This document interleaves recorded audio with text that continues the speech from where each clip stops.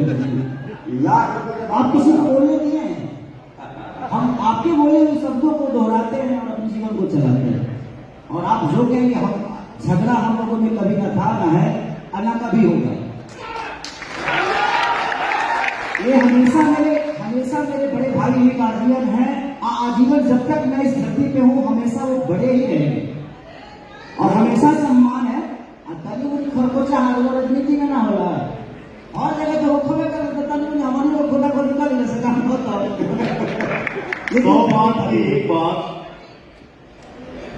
जहां मीठापन होला भैया खटास हो ना होला, ये तो संसार का नियम है।